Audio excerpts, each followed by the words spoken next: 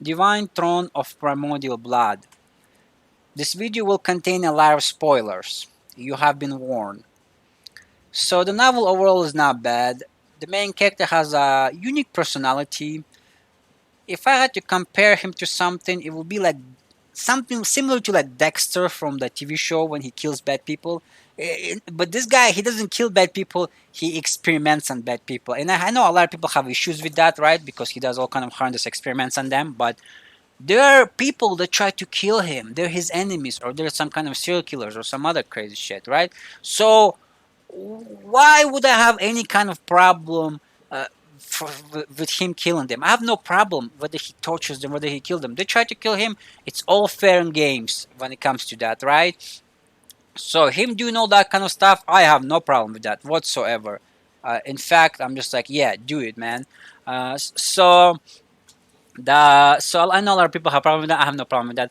I know people don't really have a problem with that. They have a problem with the after try to justify him doing those things, and I do have a kind of problem with that. Like the after trying to make him look better than he is, or make him look like he's some kind of fucking saint, even though you can always look from the other point of view. He's only doing this to get himself powerful at the same time, right? So it's kind of complicated. It all depends on how you're looking at things because different people interpret things differently. So you can't really say, well, I meant he's like that because it's just the way you interpret things, and the way you see these things. That's why you see people, if you ever watch those, religious debates, the same people can use the same proverb from like the Bible or from different religious book and be arguing for completely two different sides. It's just the way people view things and perceive things, I guess. So again, I don't particularly have problem with him doing experiments or any kind of stuff on his enemy. In fact, I'm all for it. Otherwise, him just killing them sounds like a waste. Might as well get something out of it. And so the other thing that people have problem with, and that is the whole harm and monogamy and stuff, because this novel seemed to be, or at least appeared to be at first, up to book 4, episode 60 or so.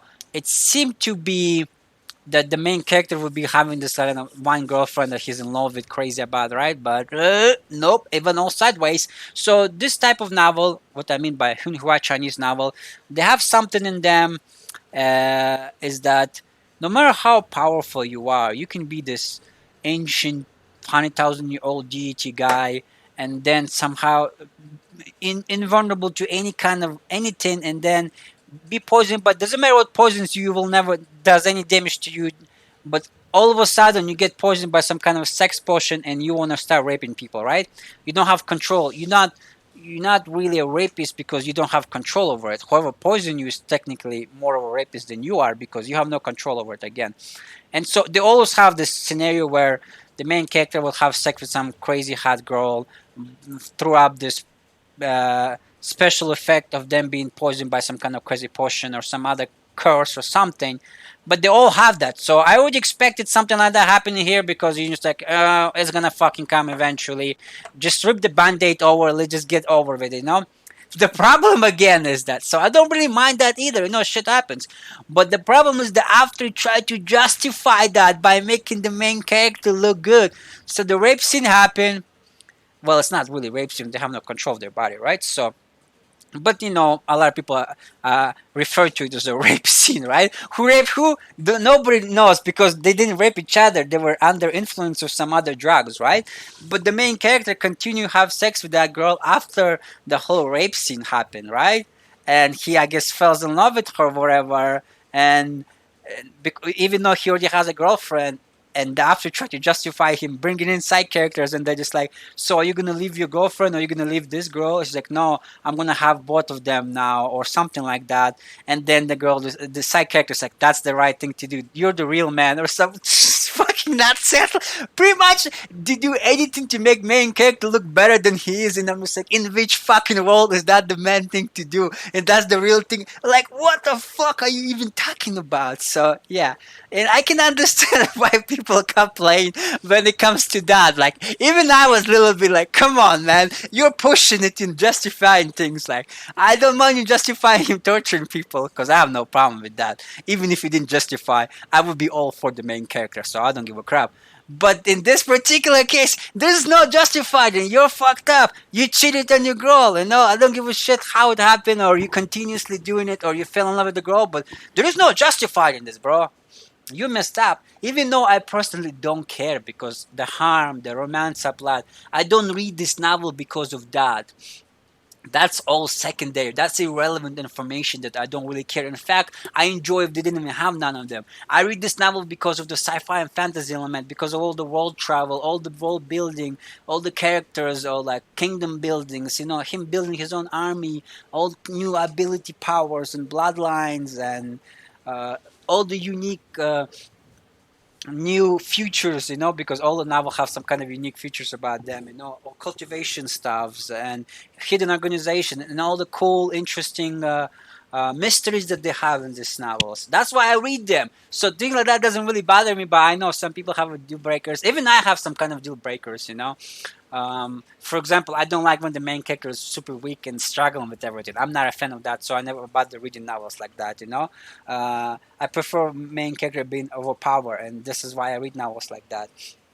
Even though this main character doesn't start being overpowered, but then eventually I'm sure he will get overpowered, so I continue reading it. You know, so but I can understand why because at first I wasn't really understanding why a lot of people were complain. Some people were complaining. I was having different discussions on some of the different websites about this novel, and I'm just like, I didn't know what they were talking about, and I didn't really like agree with them when they were complaining about the main character justifying him experimenting on people because I really don't give a shit whether he justifies or doesn't.